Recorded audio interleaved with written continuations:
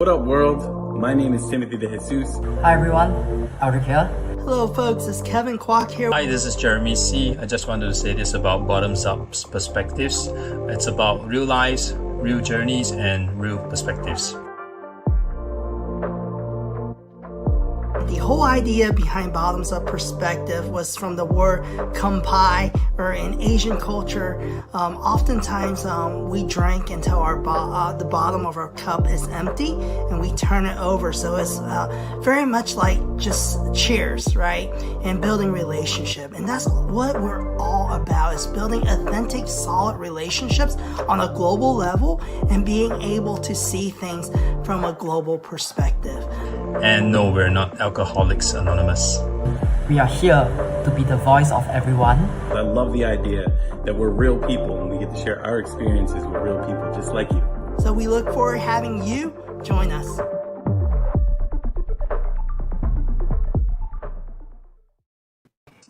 What's going on, LinkedIn? So we're here, episode 23, and we gonna talk about the future of retail. So this is Jeremey's jam. So he's the retail guy. So out in Singapore, and we have our special guest, Dan Williams. And hey, how's it going? How you guys doing today? Yep, good. Good, Dan. Good. I also great, have man. Anthony here. So Anthony's my intern at J29. I thought it'd be good to have a Gen Z's perspective on retail as well, because in order to have the right perspective, I think you have to have different generations, because we need to know how shopping is today and what shopping is going to be tomorrow, right? So Dan, why don't we start with you as our guest? Share a little about what you do and introduce yourself. All right, you guys. My name's Dan Williams. I'm an executive recruiter, aka a headhunter. What I do is that I find hard to find executives for corporations, for companies in fashion, media, technology, and also automotive retail. So business has been going very well. The name of my company, I'm the founder and also the president of Solomon Abraham and Associates, and I'm just excited to be here. I just want to thank you guys for having me. That's awesome. Anthony, why don't you introduce yourself as well and share with the crew? Yeah, my name is Anthony. My name is Anthony Tess. I am a 22-year-old graduating senior at the University of Kansas. And as you everyone know, I am an intern with J29 Creative. Awesome. So, hey, let's get right to it. So we have some good questions today. So I want to start off early, and I think this is something we can all talk about, right? So the first question is very simple. Do you like shopping? Can I go first? Not as much as my wife. Yeah, not as much as my wife, to be honest.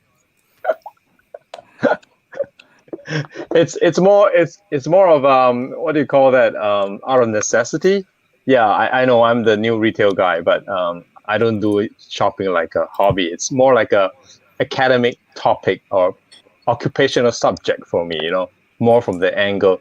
Shopping is really more of necessity, and my wife is an expert at that, online or offline. I go to her.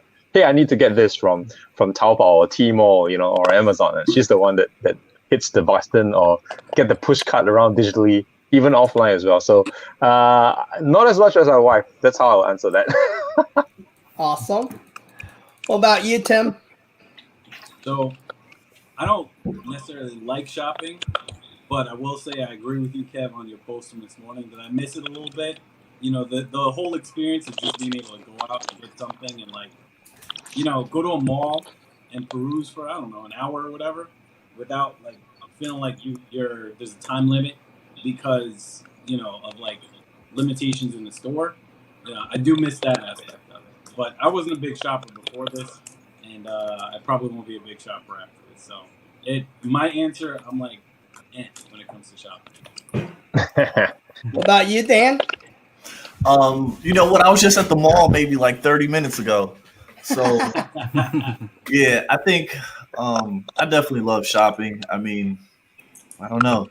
it's just something to do, and I'm just always excited to just get new stuff all the time. Yeah. So yeah, Awesome. I wouldn't say I'm a shopaholic, but I definitely enjoy shopping for sure. What about you, Aldric? Not really, but I do. If I have to, if I'm there, I'll be there to observe why people enjoy shopping. I think that's keeps me going while I'm waiting for my wife or I'm waiting for my parents to be done, and I'll be like, oh, geez, why, like. So I'll probably in a boutique, and I was just wondering what's the difference between the yellow and the lime and the green, and like why is everyone so fussed up with that and spend forever in the fitting rooms, and yeah, I'm more intrigued just via my just for the observation part of it, not really the shopping part of it. What about you, Anthony, being the younger guy? Being the younger guy. All right. Well, just to tell you, just being a broke college student, my favorite thing to do is window shopping. All right. I like to go in, I like to look at things and be like, wow, I wish I could have that. And leave and be like, man. That's awesome. So myself, I actually enjoy shopping. I've always enjoyed it. Being in the creative industry, I think it's important because I think a lot of time just watching in-store displays and being able to walk through retail, it allows me to understand my clients' brands and be able to just catch what the trends are, right? Because all the big brands are out in the retail spaces. So it helps me be able to better create even content, from a marketing perspective, to put the like when you're creating websites, right, or different things like that, social media posts, a lot of it is engaging with the audience. Engagement is no different on a magazine or on a store display. We're all humans. So it actually allows me to kind of see, hey, here's the latest trends. Why don't we apply it at our agency? So I kind of enjoy shopping, just seeing what's out there. So I'm aware of what's going on and what people are wanting. And I've always liked shopping. So I just wish I could fit some of the clothes. It doesn't look very good when you have a belly.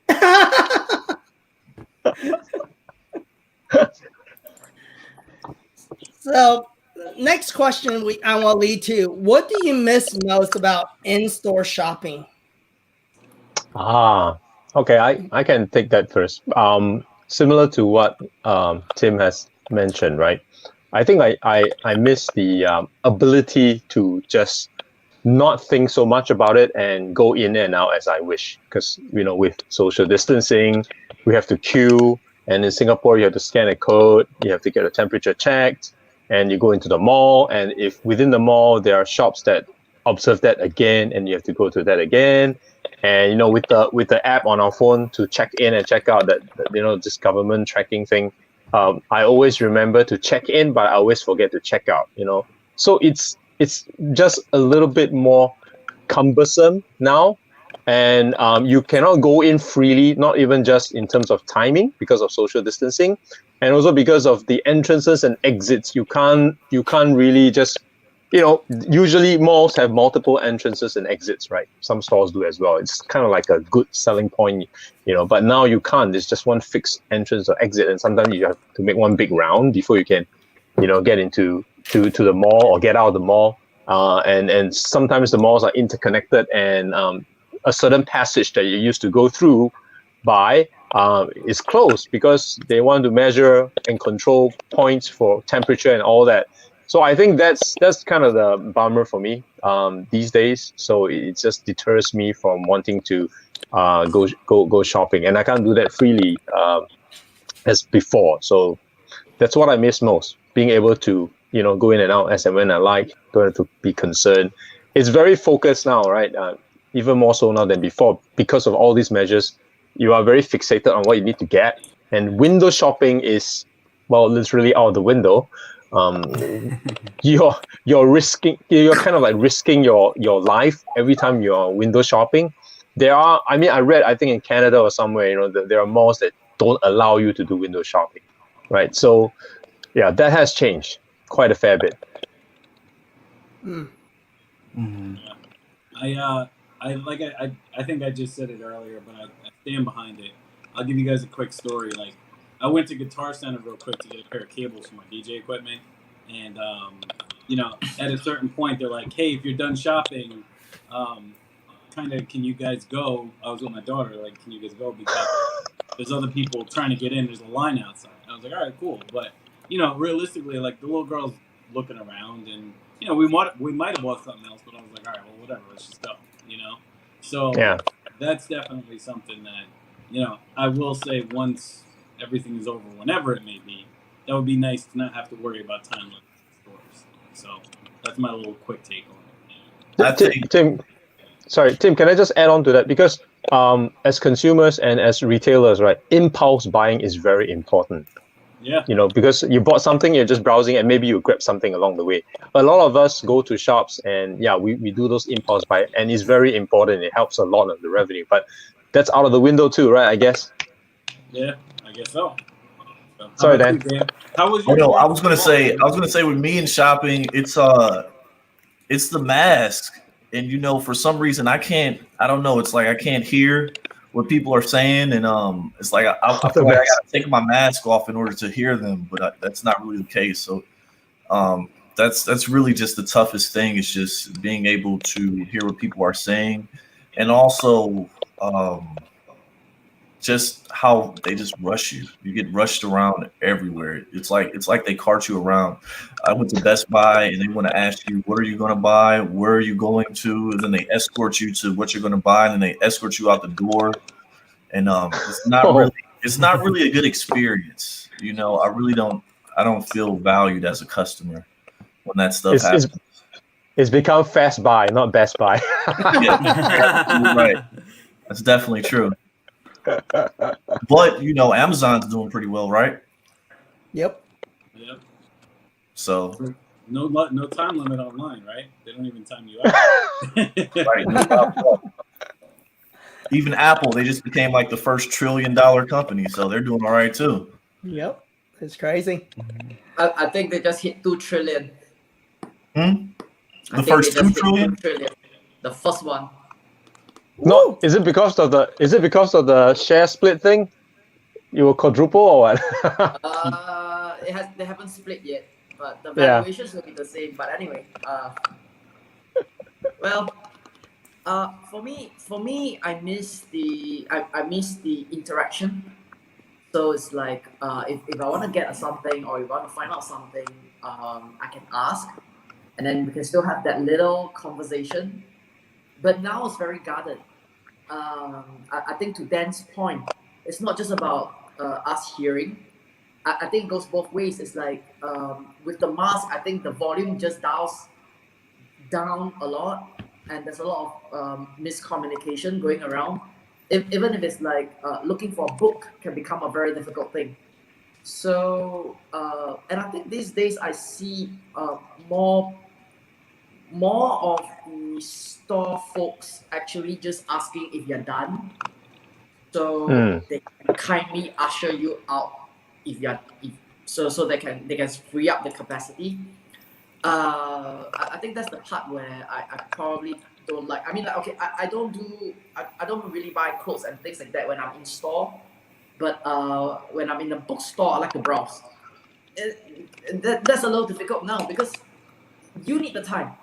But as you go through now, as you flip a couple of pages, you just feel like someone's watching you or watching you. So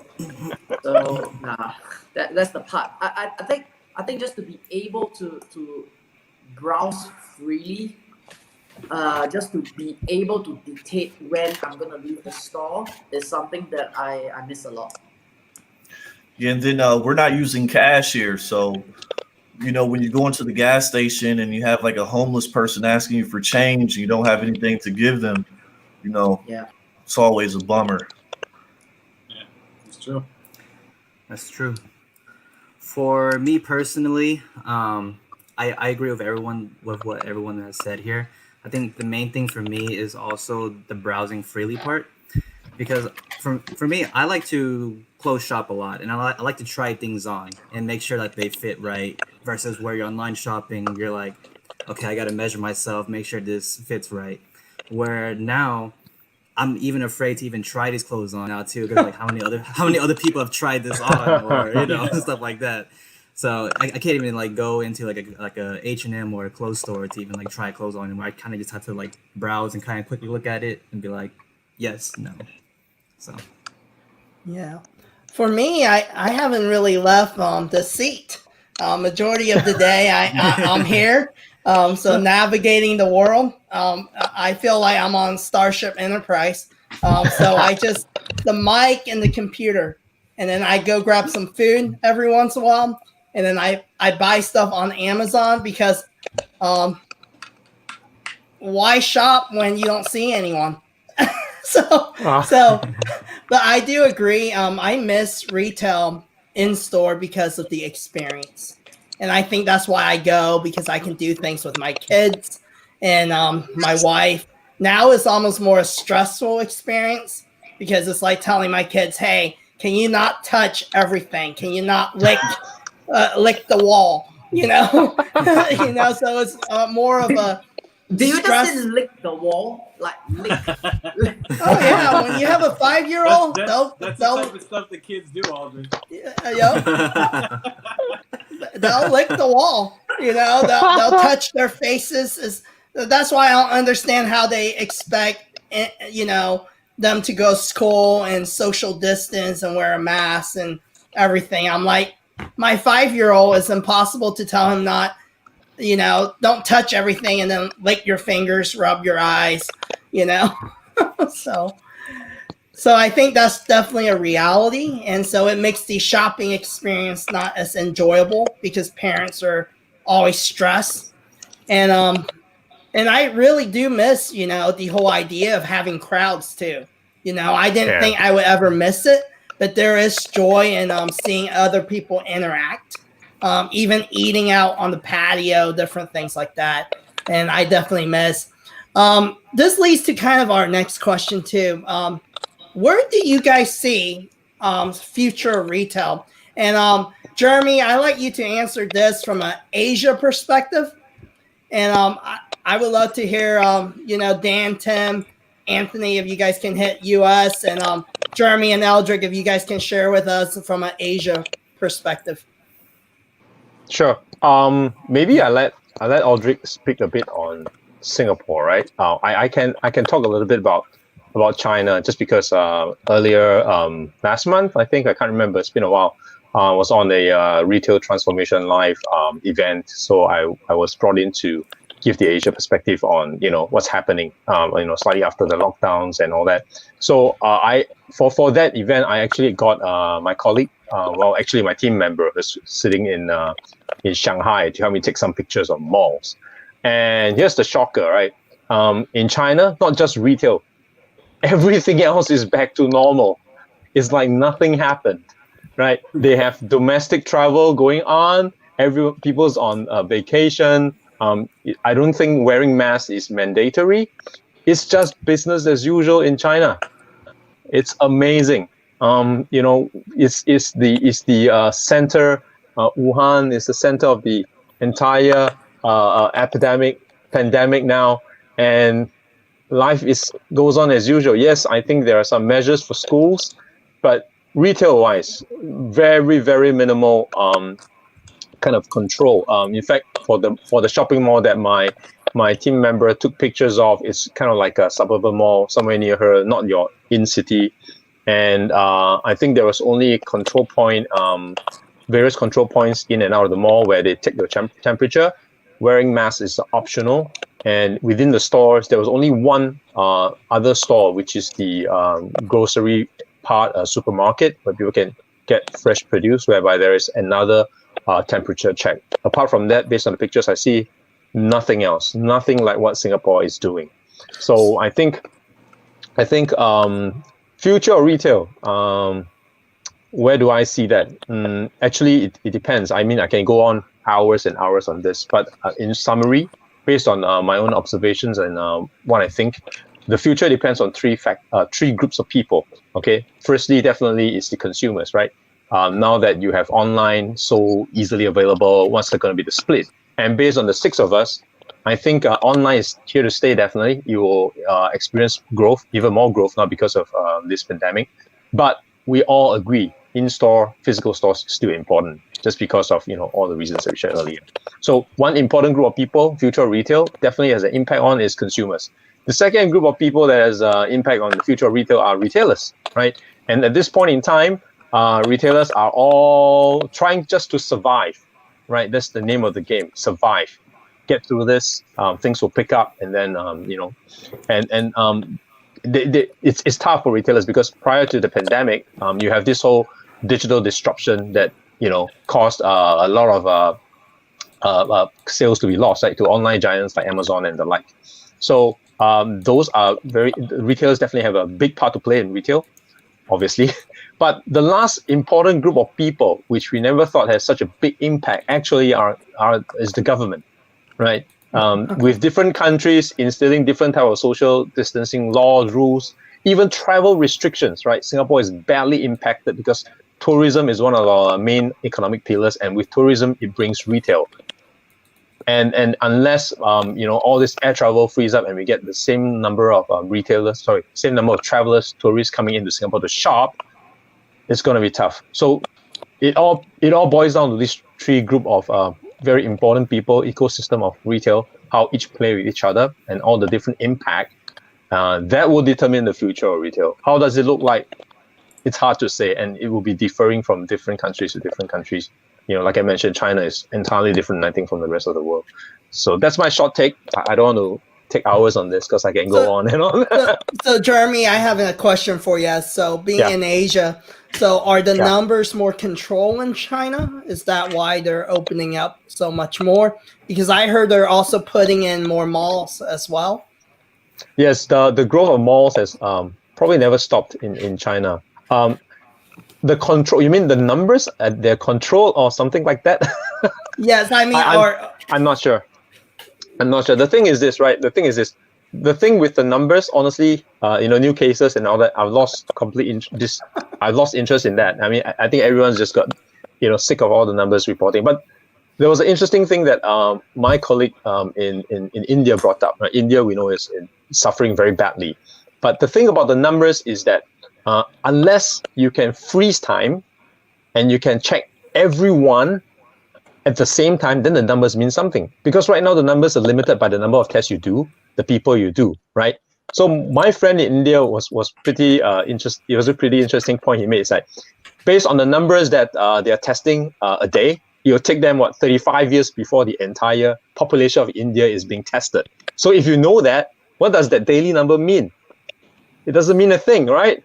It's the same. It doesn't mean it's not an accurate representation of how bad the situation is, because you're limited by the number of tests, the people you test, where you test, and all that.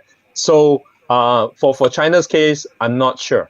I'm not sure if the numbers do mean anything, because you read a lot of conspiracy theories, that kind of thing. Always, right? The Chinese government have control over all this information. I've lived there for 9 years. I know perfectly well what people are talking about when it refers to that. But one thing's for sure, the measures that they take are very strict and tough, and I think that helps in the confidence in the people's confidence as well, that they should be fine, right? Very tough measures, really. 14 days quarantine, in and out, that kind of thing. So I guess that's the government part for China that's making a big impact on how this whole retail is going to happen for China. That's my take. That's good. Me personally, I believe that world consumerism is going to go up. And that's just with the simple fact that, China is growing and industrialism is really going over to Africa, places like Kenya and stuff like that. And 2019, we saw a lot of different companies closing shop, closing their doors. Yep. And this right here in 2020 kind of just put the nail in the casket for a lot of different companies. I was very sad to see what happened with GameStop. I know they closed a lot of different stores, but I'm not sure if they're all the way closed just yet. but not too long ago, before the virus, they started buying back a lot of their shares as well. So there's no telling what's going to happen with that. Hopefully, they'll take advantage of some of the new technology that's coming around, especially like with stuff like Neuralink and just things that are going on like that, and they're able to capitalize and take advantage of the market. But speaking of the market in general, 60% of the market share is online. So e-commerce is definitely it's just blowing up, and it's not going anywhere. And now with the coronavirus and a lot of people who are at risk, they can't really go out in public. They're just going to stay shopping online. They're not going to go to the malls. They're probably not even going to use Uber, just for the simple fact that everybody's going to be afraid of what's happening. So I think that Amazon is the big winner. Obviously, Amazon stayed open during the coronavirus. Walmart, another big winner. Target, even Kohl's was a big winner throughout the coronavirus. So I'm just anxious to see what's going to happen with the future. I know if a lot of these malls close, I know that Amazon's probably going to buy a lot of those old malls, and they're going to start making them, I think, service centers or whatever they're called. We have one out here in Cleveland where they're just going to be like big factories or whatever, or big warehouses. I'm sorry, and they're just going to take advantage of it that way. They're probably going to have like drones flying back and forth from the warehouse, coming to people's houses, dropping them off Starbucks and stuff. So there's no telling. I can see that. I can definitely see that happening. I think just what you're going to see personally is you're going to see that your online presence is more important than ever. Like the shops that closed down, a lot of them, their online presence wasn't that strong. So they got eaten up, because when you close down the physical store, what do you have? You have nothing. So, and when you got overhead and bills to pay, that's it. Like, it's over. It's game over. And a lot of businesses aren't capitalized to the point where they can go 6 months without operating. So I think your online presence is more important than ever. Also, what I do believe is that I think you're going to see a lot of malls. There's going to be a lot of opportunity to get rental space relatively inexpensive, because they're going to need to fill that space. And there's not going to be a whole lot of new brands entering those spaces. So I think you're going to see mall space getting to be a lot more inexpensive than it's been in quite some time, because they're going to need to fill those spaces. I mean, ultimately, all that square footage is dollars to a mall. So somebody's got to go there. And with a lot of these smaller stores closing, somebody's going to have to fill in. So I think that there's, I think there's going to be a good opportunity for new retailers to get in cheap on a mall and hopefully, kind of stake their claim.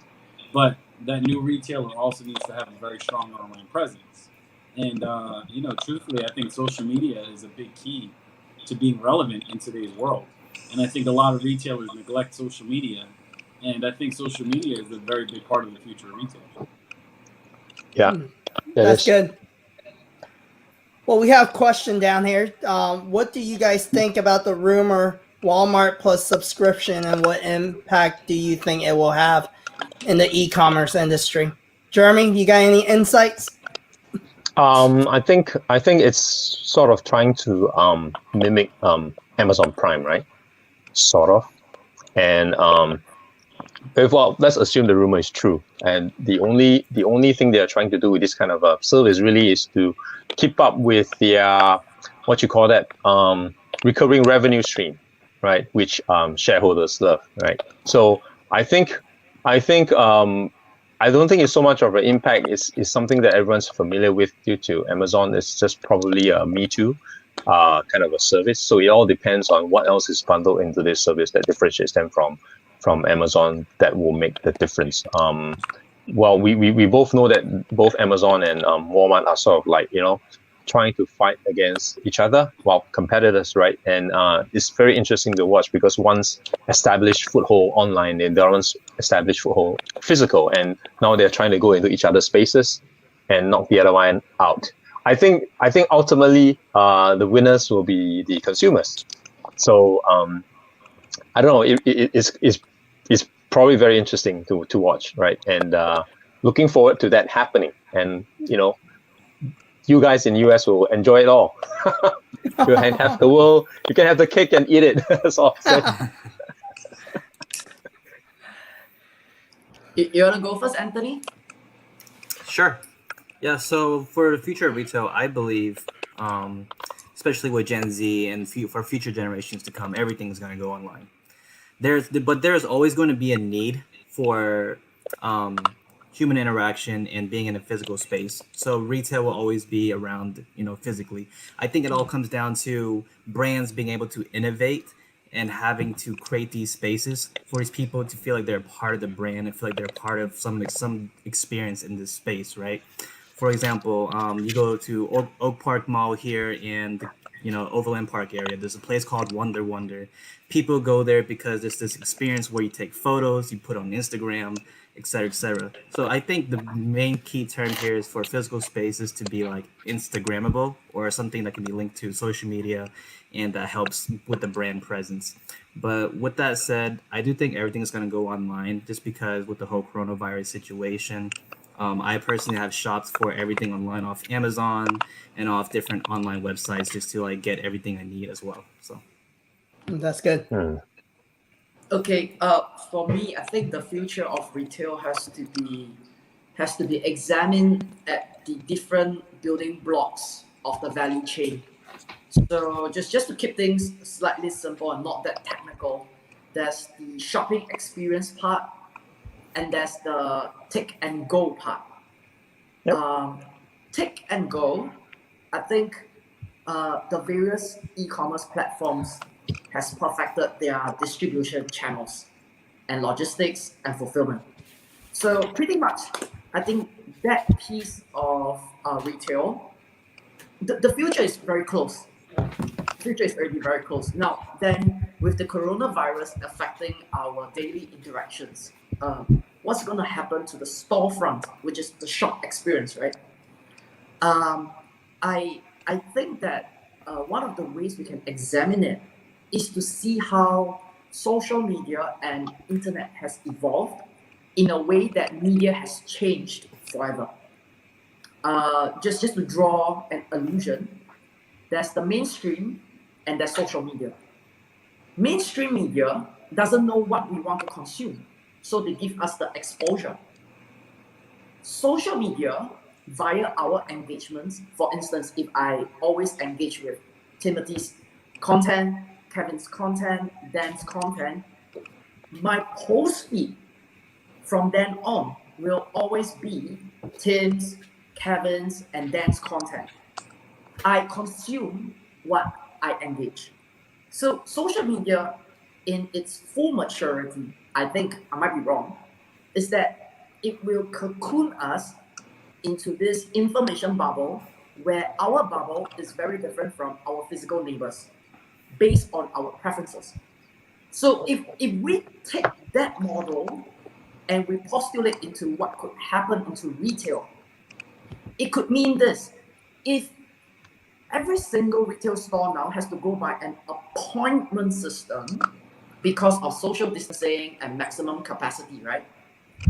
They would know who we are. They would know our purchase history.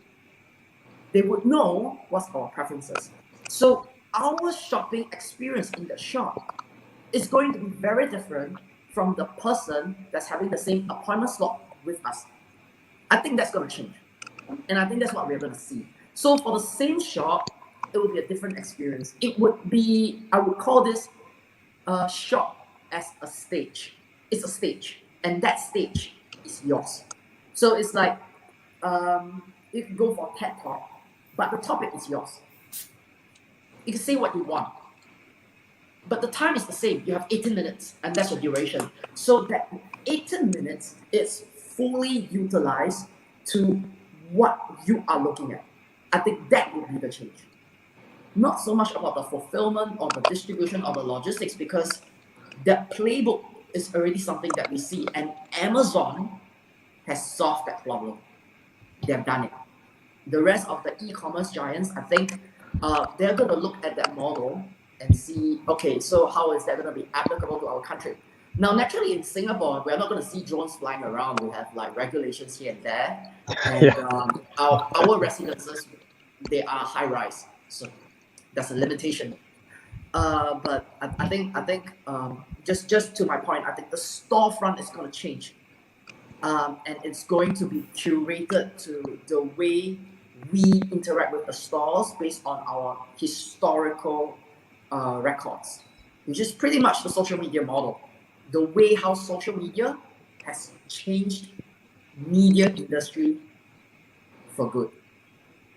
That's my Can I just chime in a little bit on what Aldric said? You're very right, Aldric. In fact, depending on retailer type, you will see this whole social distancing either as an opportunity or a problem.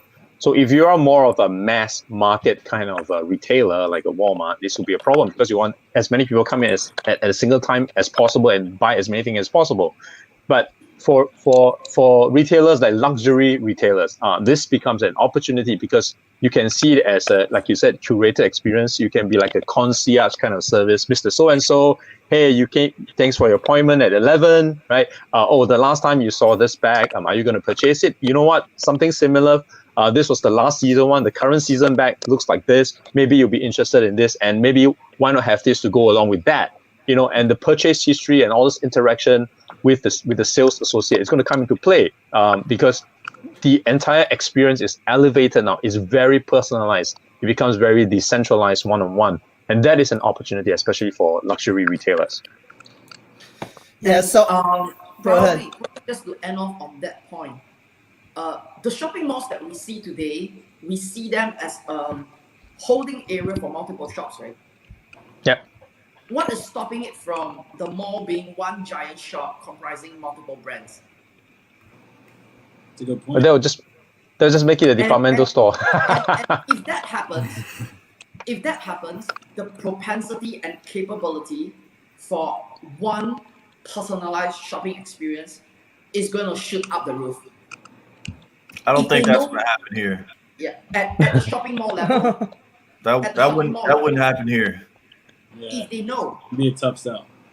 what we purchase, what we consume, what we like to eat, when we are usually there, the moment we enter the mall, everything will be there for us. Well, it's far-fetched, but I think that can be done if they have our data and they collect a lot of data. You know what's crazy is that which obviously you know about like the antitrust stuff and everything that's going on, but they already have all of our data and they're already selling us stuff on our data, period. But I think that when we go into the mall, obviously they're going to be able to know exactly what we like and what we purchase, and they will market that stuff to us to try to win us over. The same way social media does is that they do the same thing. If you have an Apple phone and you're just talking about tomatoes, you can go on Facebook and you'll scroll one time, and I guarantee you some tomatoes will pop up. Yeah. I feel like the mall's going to be like that the same way, but I don't see the mall just being one giant conglomerate, white label store. So I don't think so. No. Well, but then go ahead, Kevin. Yeah. So okay. Personally, I think the future of retail, the way it's going to change is I feel it levels the playing field. So I mean, we're talking about malls, we're talking about big box stores. But at the same time, you and you'll be able to start selling stuff so much easier already, right? You go see brands you never seen before, just like the Dollar Shave Club, right? More subscription-based, straight to your house model. Little guys can become multi-million-dollar brands. Well, you can white label any product now. You can sell anything, and just put your logo on it. So it doesn't even matter. The storytelling of the brand is really going away. I'm so sick and tired of all these streetwear brands that don't make any sense. It's just somebody at home just pasting a logo on a shirt. That means nothing. I don't want to offend anybody or piss anybody off that's watching this or anything like that, but that's not really a brand. If it doesn't tell a story, it's not a brand. With that, I'm just going to pass. I'm just going to let you guys take over. But I just had to say that if it doesn't tell a story, it's not a brand. Period. Point blank. I don't care what anybody says. Anybody can white label a product. You can sell whatever. whatever, you know. It's not going to change it, you know. Well, I just don't feel people need to carry inventory anymore. And if you don't need inventory, then why, do it? Because like Aldric said, with Amazon having the ability to, distribute. Why do you need to buy name brand? If things look good, nowadays you can go on Amazon and find it, almost anything. And I think things are going to change. I definitely agree with Anthony, especially I think the younger generation, that they're not as loyal to brands like the older generation. Is, hey, what looks good? If this shoe looks good, it doesn't have to be a Nike, Of course, the big players are still going to play, but as I think the generation changes. What shoes do you have on right now? What shoes do you have on right now? I'm not wearing any shoes. I'm home. The Kevin Kwok brand. Air Kwok's, man. Air Kwok's. The Airwalk. No. What are you wearing, Dan? What am I wearing? I am wearing let me see. I'm wearing some dress shoes. Whoa, cool. Well, nice. Yeah. Nice. But you know what? I'm not sure if you guys know about Enda. Enda's actually this training branded company, tennis shoe company, whatever athletic company. They're based out of Kenya, but I wear those a lot though. So it's like the only Kenyan athletic shoe company there is on the market. So it's pretty cool. In there. So I just want to take a bit of time off to talk about what Dan covered about data and getting marketed, because that plays into what you call future of retail. Before the pandemic, right? We're all talking about the shop's experience is gonna very different. It will play a different role from online because there are just things you can't do online, right? You can't replicate smell online. If you're selling a perfume, how are you going to sell it through Amazon, right? You can't replicate touch and tactile feel of clothes, right? So how are you gonna sell on Amazon? So one of the ways that I think the Gen Zs are doing, right, is order 10 sizes, and try all of them and then return 9 of them, right? Something like that. Or since the Gen Zs are loyal not to brands but to Instagrammable moments, they just order 10 pieces, take their Instagrams and return 9, right? Keep 1. So those are hurting retail, but that's not the point. The point I'm trying to make is that the way I think brands are going to market to you without even having to market to you, which is also a threat to Amazon, will be what you have on your phones, voice assistants. Some futurists actually say that what's going to happen. The next threat to Amazon is actually voice assistants. That's why they're all playing into this voice assistants kind of game. Because guess what? In the future, you're not going to sit down and click through Amazon. You're not going to do that. You are already not going to the store, right? So the next evolution that is, hey Siri, I want a white shirt, M size, and then Siri gives you 3 suggestions, right? And then you from whoever, Zara, Gap, Old Navy, whatever, and then you say, okay, I'll take that piece from Zara, and guess what? The 3 choices. How do you think you got those 3 choices? Which is the choice that comes up first? Don't you think somebody paid Siri to do that? It's the same game as what Google has done, right? Keyword searches, just that it's now transferred on a voice assistant, and these brands will pay for the voice assistant to promote your brand, right? And the most important, best part of this is that once you ask Siri to get that piece of clothing, Siri can tell you when it's going to be delivered, where it's available, and best of all, it already has your credit card information.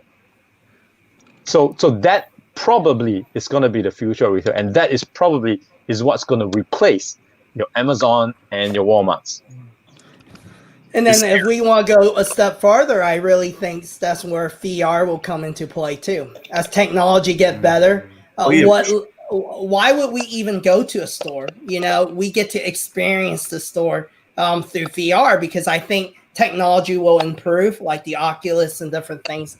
And I think that's what all these tech companies are trying to do is, we don't even have to leave our home, to be able to have an experience. But I do agree with Jeremy. You still can't really touch, but maybe you'll have these gloves where you can feel. Who knows, right? Because feelings are through our brains, right? just like sci-fi movies. I think it's coming sooner than we think.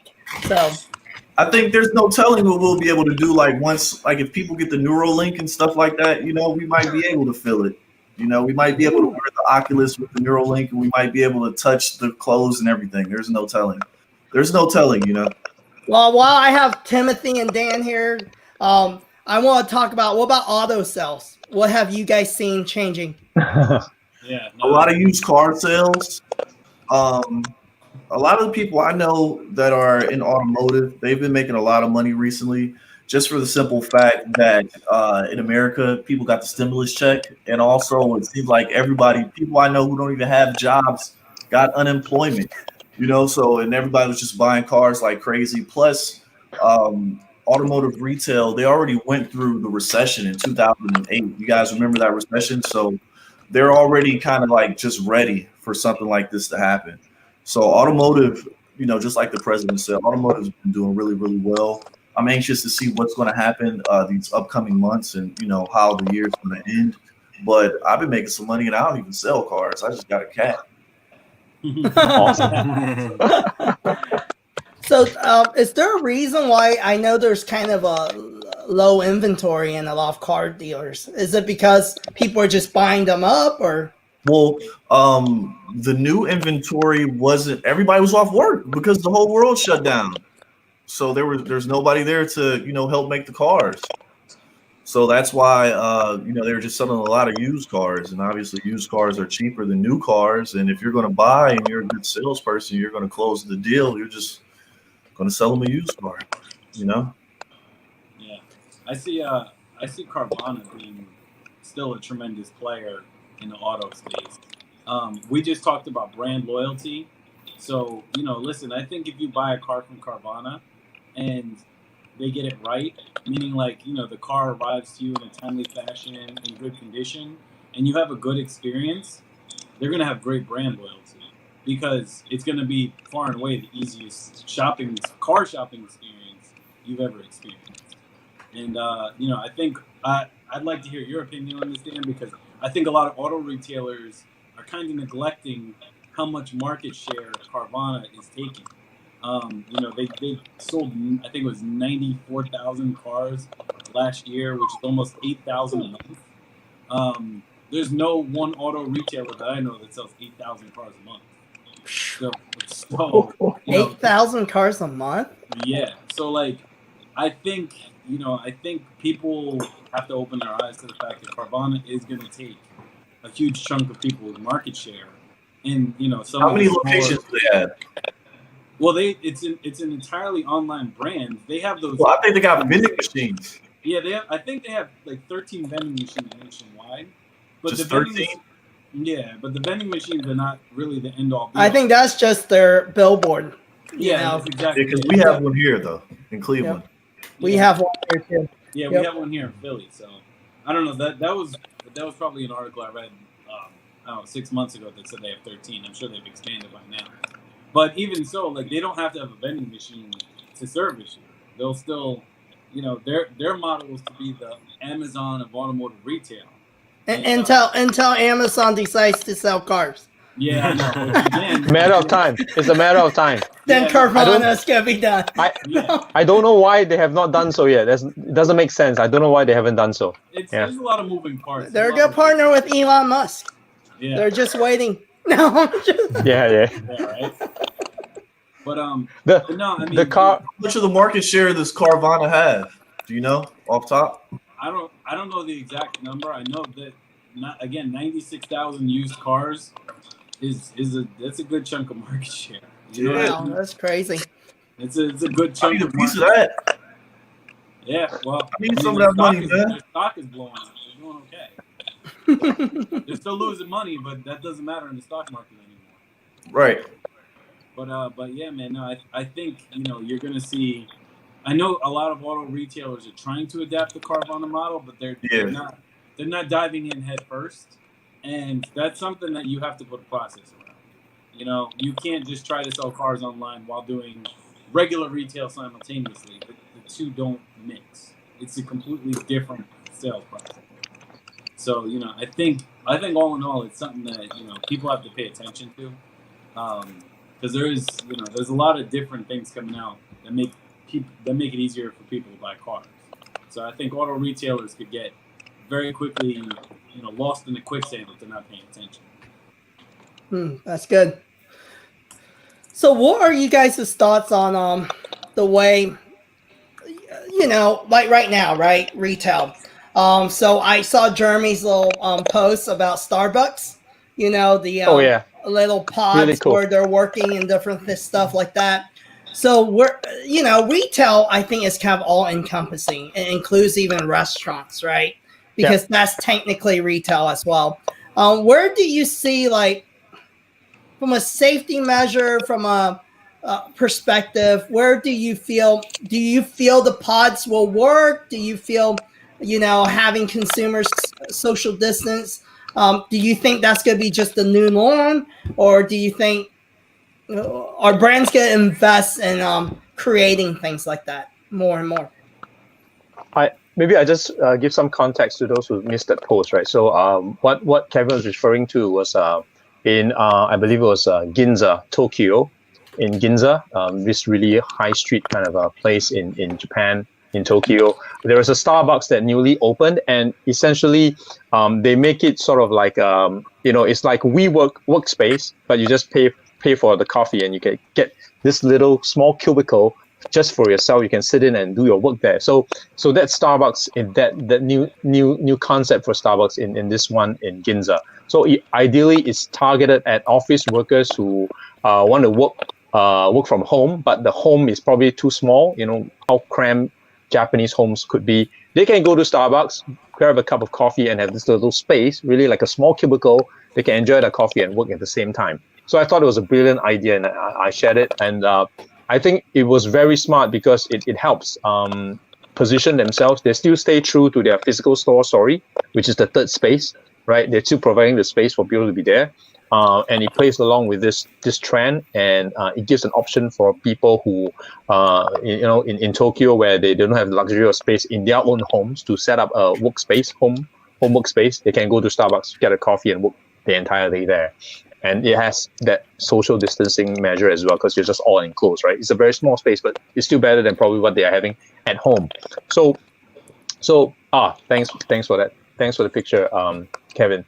So I don't know. I think it's a very interesting concept, and it's a good example of how retailers are thinking out of the box, how they could capitalize on what is a problem into an opportunity.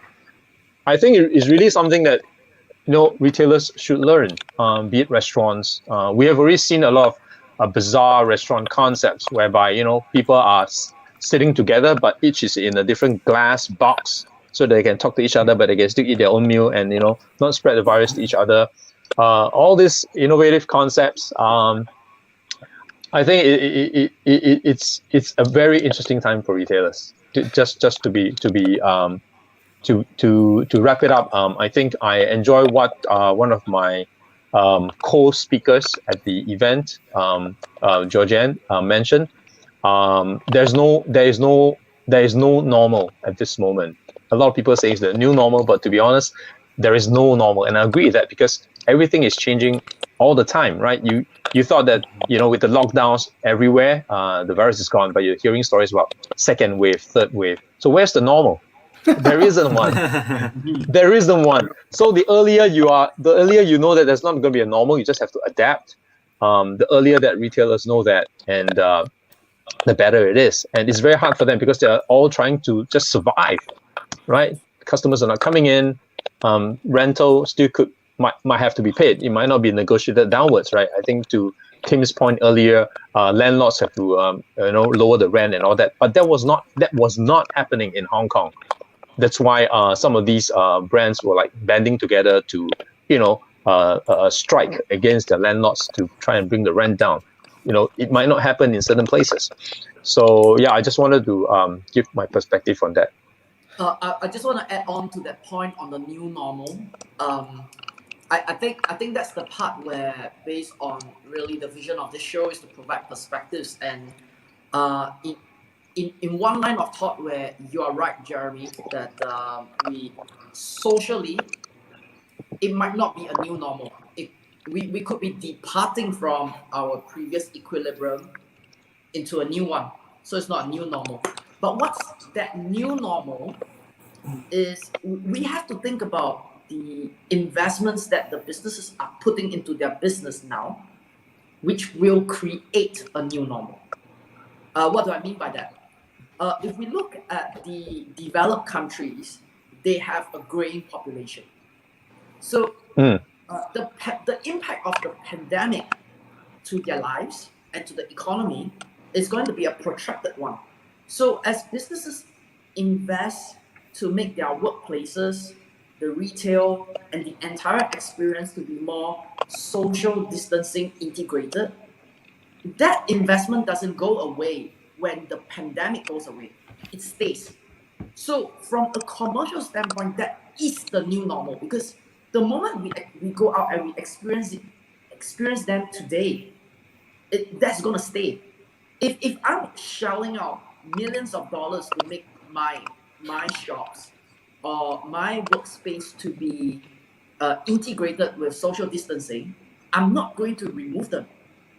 It's just going to be the case. So the way we interact in our workplace next time, the way we're going to consume our food in the restaurants, or the way we are going to have our experience in the shopping malls, that will be the new normal, because that normal has been established today. Those investments aren't going away.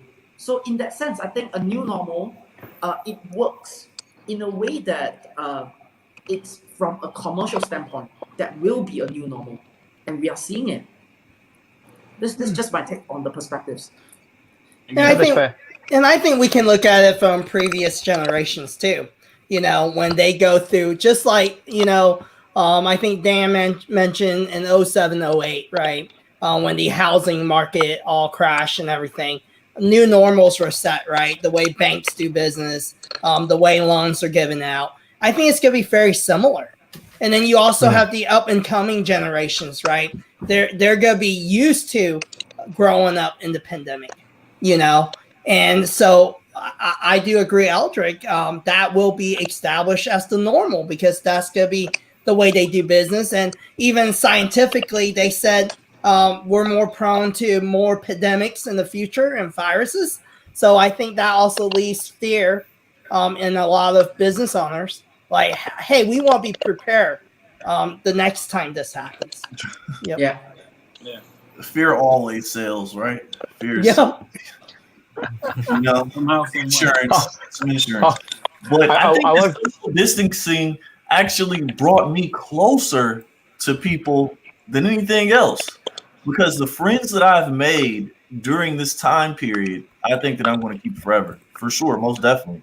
You know, I met Tim DeJesus during the pandemic, and he just introduced me to you guys, and now I'm just talking to your whole network. You know, so social distancing, man, it's been pretty good to me, for real. Made a lot of money. That's good. So good time for me. I've been having a lot of fun. I haven't really went anywhere, but I did get a cat, so I'm happy I got that cat too. So, cat for 22 years. Cats live for a long time. I've used this cat for a long time. I love this cat. So I'm excited. I'm excited about what's going to happen in the future. I think that the next global pandemic is probably going to be like global warming or something like that, and I'm ready for some tropical weather. come to Singapore, man. Yeah, I'll be there. I'll be out there for sure. I definitely want to go out there and go shopping. So last question for the night, right? Because we are on LinkedIn, we have a lot of people that own businesses out there, professionals. How can brands better position themselves for today? Hey, just a second. Can I just jump on this first? I want to actually direct that question to Anthony, right? Because being, you know, Gen Z and all that, can I just jump and ask this question? Do brands matter to you guys, your generation? Do they matter at all? I would say yes. Right. I would say yes. And where would you trust that source of brand information most? Is it in store? Is it from Instagram to your friends, or Your live friends. stream, YouTube, it's all friends, right? I believe number one, friends, because if a friend's gonna come up to me and go, "Yo, Anthony, you gotta check out this brand, blah blah, look what they're doing." Of course, I'm gonna trust my friend because we developed this kind of trust, right? Second, I think it's the people we admire. I think it could be celebrities, it could be influencers. So I definitely think the influencers are going to be the big thing. The people that we look up to, people that we want to be like.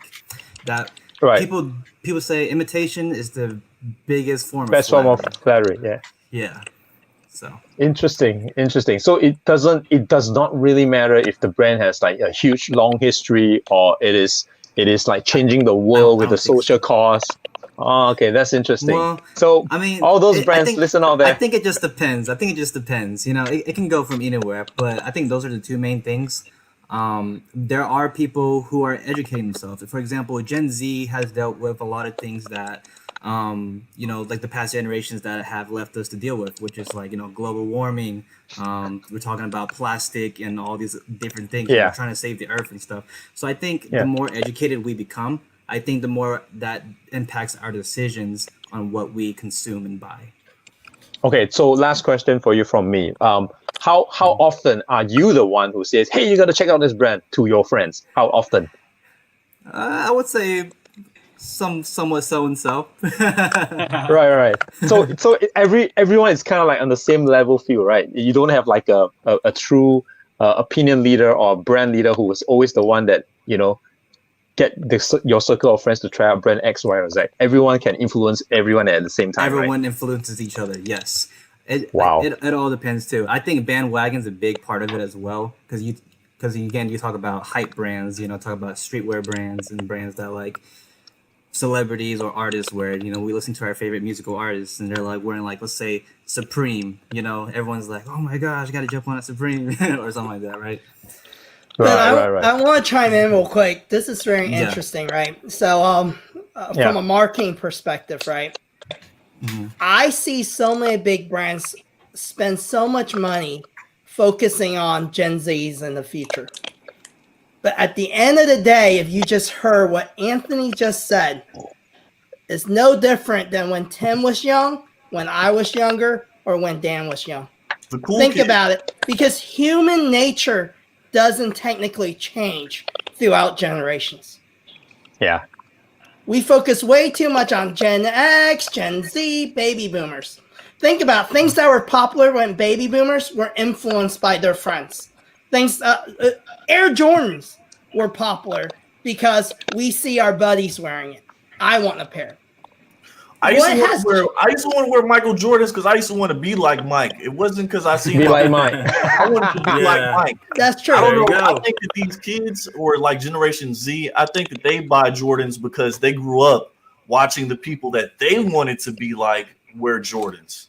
So that's why they have Jordans. Yep, but it's still based on influence, right? Yeah, it's still based on influencer. So Anthony just said, "Hey, I wear things because I see an influencer wear things." But you just said you wore Jordan fan because you want to be like Mike. Yeah. Can you imagine? Michael Jordan was an influencer. It's just we didn't have social media. Can you imagine? We didn't have that term. The guy will kill it. Yeah, we didn't have that term influencers, but he was an influencer. Oh yeah, back then it was a celebrity. Same as Madonna and all those people, right? They influenced us to have puffy hair for the ladies out there, Yeah, so exactly. So my thing is, shouldn't brands focus more on understanding human psychology? I think they do. Yep. Mm-hmm.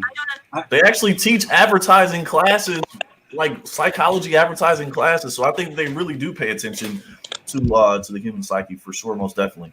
I think my cat, but I think that I think the easiest way to get somebody is to get the influencers influence. So whoever the influencer's influenced by, you get that person who the influencer listens to, and then you get all the people who listen to the influencer. Does that make sense? Yep. Yeah. But I think that's what a lot of brands are really trying to do. Like right now, they're looking for the influencer's influence. It's very. It's somebody like me. You know. So that's a very pronounced trend in China. Just check out, Mr. Bags, as in bag, carry a bag, Mr. Oh Bags, yeah.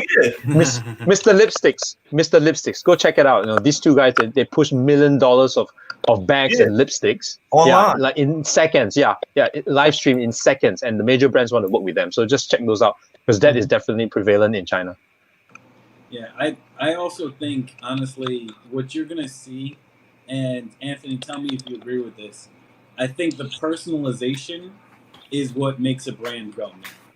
I don't think it's a brand that makes the brand go. It's the personalization that makes a brand go. It's why Tesla's stock is approaching $2,000 a freaking share.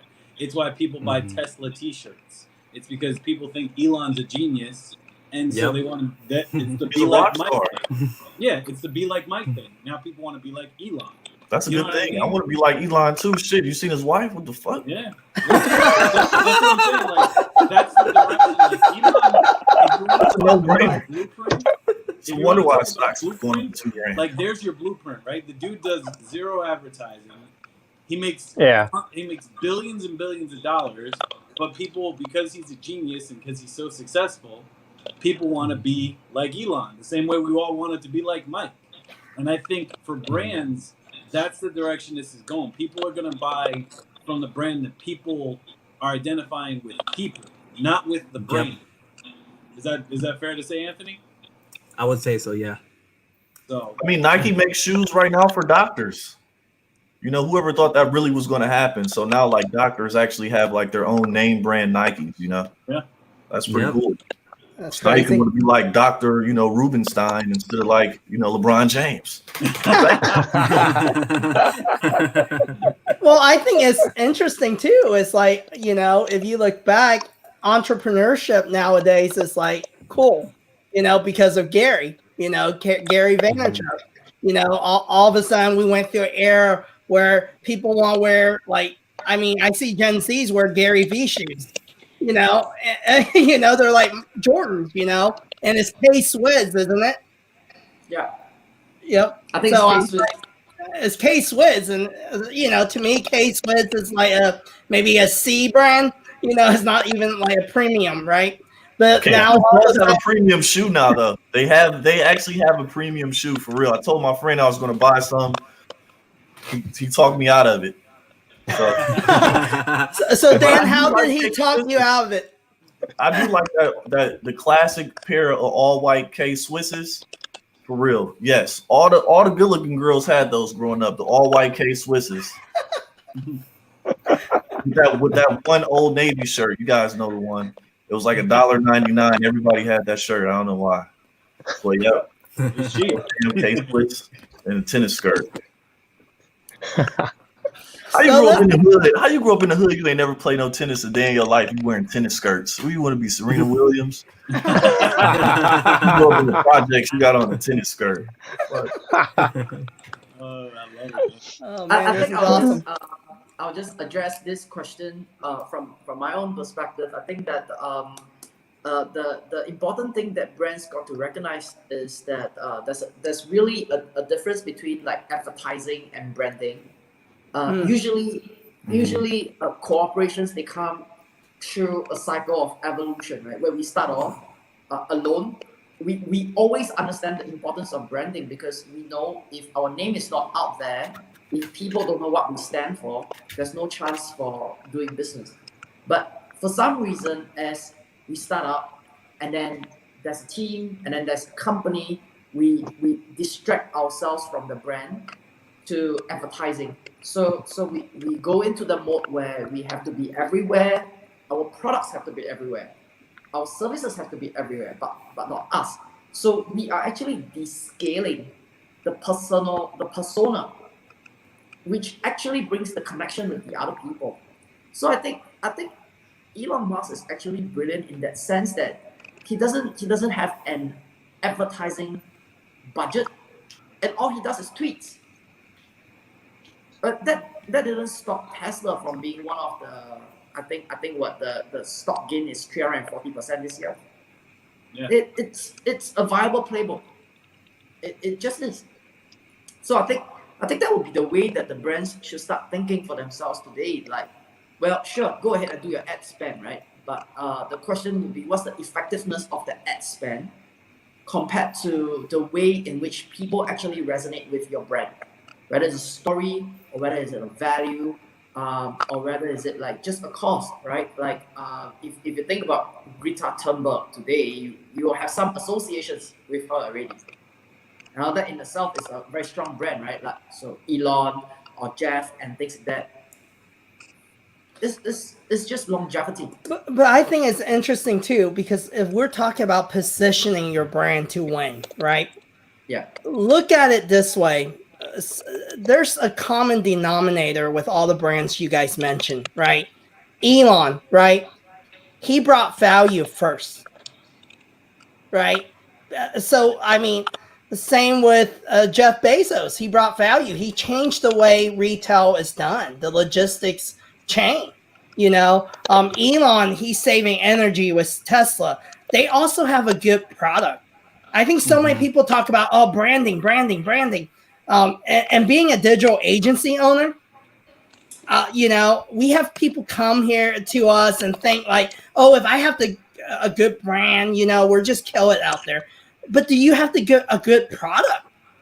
You know, so many people have crappy product, a crappy management, crappy culture within the company. And I don't care what kind of brand you give it. It's still a failing business. You know, I mean, Give us an example. Every component has to work, you know.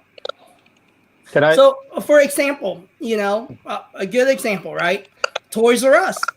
They had a strong brand, you know. Jeffrey the giraffe. I remember when I was a kid, right? But then top down, you know, the culture wasn't there. They didn't want to change. No one wants to pivot, you know. Yeah. And you see things every day, you know, brands that disappear, you know, even Payless shoes, right? It's not a bad brand. You know, it's a very memorable brand. Great name too, Payless shoe, you know, but they couldn't make it because they didn't change, you know. We have to look at all those things. Go ahead, Kevin, can I just address that? The thing with Toys R Us is, you know, as with their jingle, they refuse to grow up, right? They didn't grow up. That's awesome. That's good. But one of the things that happened with Toys R Us is because I think they were over leveraged. There were some debt issues, so they had to shut down. But they're making a comeback. And the thing with Payless shoes is exactly what's happened pre-pandemic. They have a lack of store experience. Because if you are going by price, nobody does price better than online. Nobody. So don't go there, right? Don't go there. You need to deliver the experience.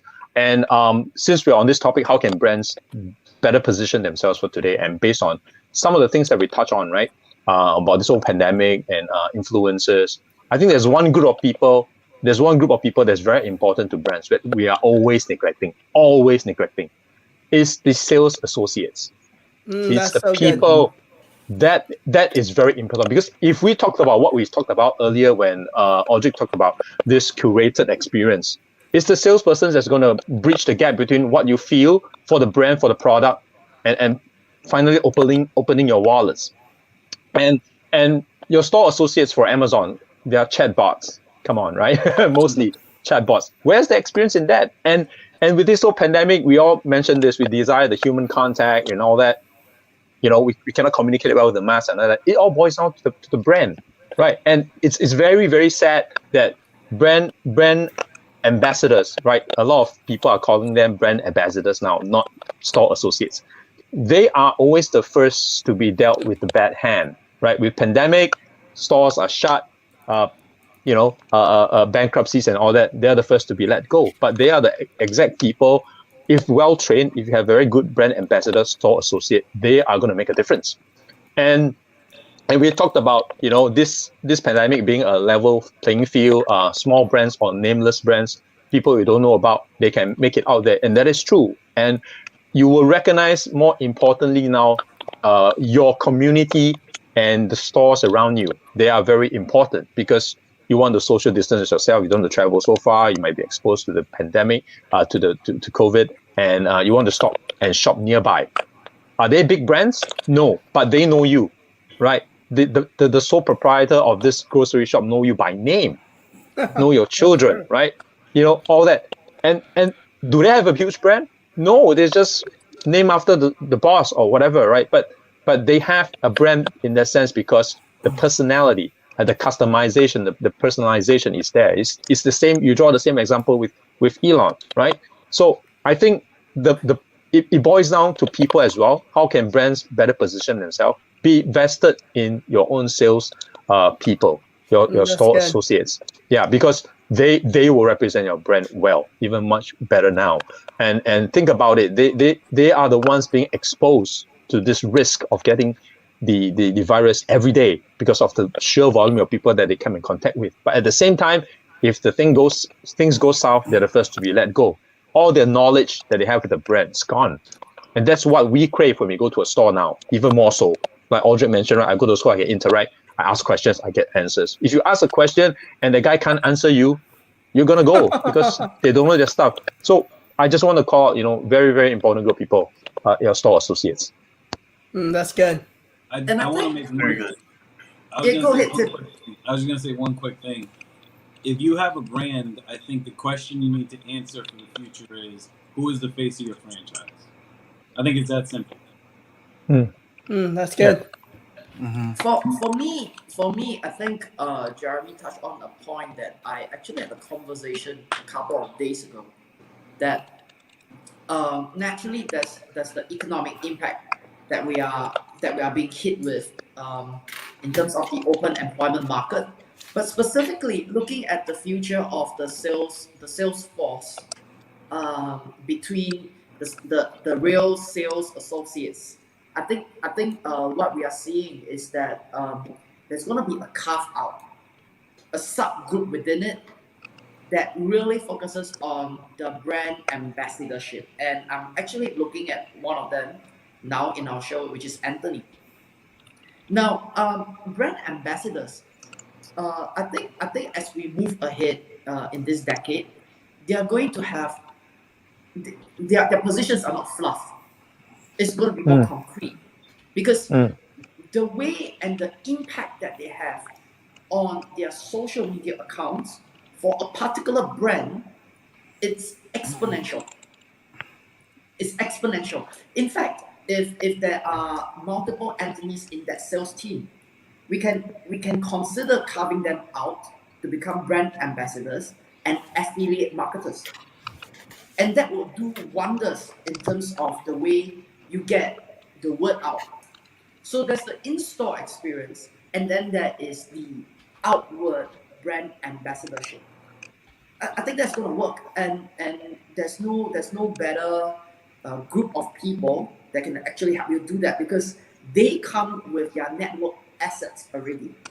They come with the ability to influence, and you don't really need to consider them as part of your labor force if it's affiliate marketing. So probably based on viewership, based on your products sold, or based on your traffic diversion, I think these days we have the tools to actually trace them. So there's a lot of while the traditional sales force will be descaling, but the sales reach isn't descaling. We are just liberalizing the various ways in which we are reaching out to the end consumer. So Anthony, you're gonna have a bright future. Don't worry about it. Thank you. You don't need a job. You need your social media account. So just build on your social media account. Just your personal brand. Gotcha. Yeah. Now, I think this is great. I think it's true. The future of retail, there's a lot of uncertainty, but at the same time, we all know, right? We're in the business for people. So it's all about relationships, no matter what, right? And I think it goes back to what Jeremy said, Dan, Aldric, Anthony. We're in the people business.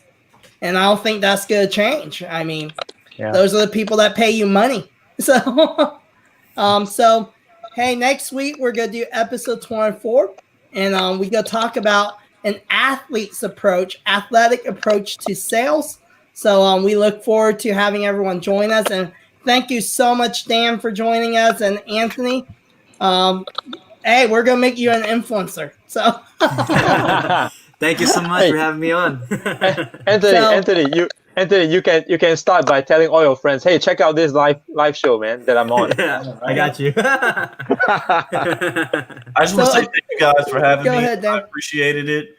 And Anthony, thanks so much for sharing. It was good to see Generation Z's perspective on all this stuff. We got to get one more Really shot cool. at the cat, Dan. Yes, please. Ran away somewhere. But I'm pretty sure you guys ever talk to me again, ask about the cat. Yeah, right? Yeah, we will. We will. I have 2 cats. Hey, so just really fast, since you guys are talking about cats, so I just thought of a business concept. So here's a golden nugget. I don't know why no one's doing it. So we've been shopping because my kids want a dog. So we've been looking for dogs, right? But nowadays on Craigslist, you have all the scam. Majority of it is just BS, right? So, and then you can't sell dogs on Facebook Marketplace. So I was just thinking, why doesn't any breeders go live and just have their cute little puppies or cats or whatever? You know, like everyone's into like all these. I call them like is labradoodles, Australian doodles, everything's mixed with a poodle. So I was like, man, if I am a poodle breeder, why don't I go live and show these little dogs? I guarantee you can sell them like an auction. Yeah. And be selling dogs like crazy. All right. There you go. Well, and cats. You just thought of your next chapter in life. And cats. I'm not a big animal person, so I can't breed them.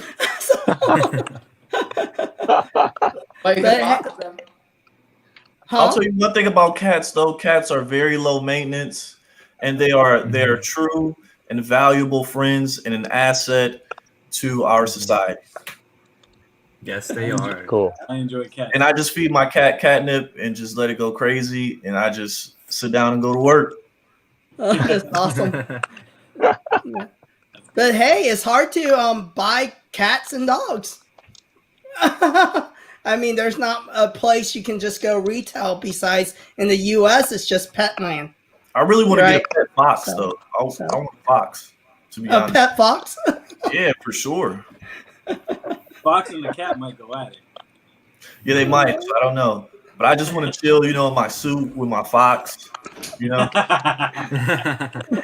Anyway, well, thank you everyone for being on here tonight, and thanks to our audience. I think this is one of our most popular episodes, And I know some of you just hopped on, but join us next week. So we'll see ya.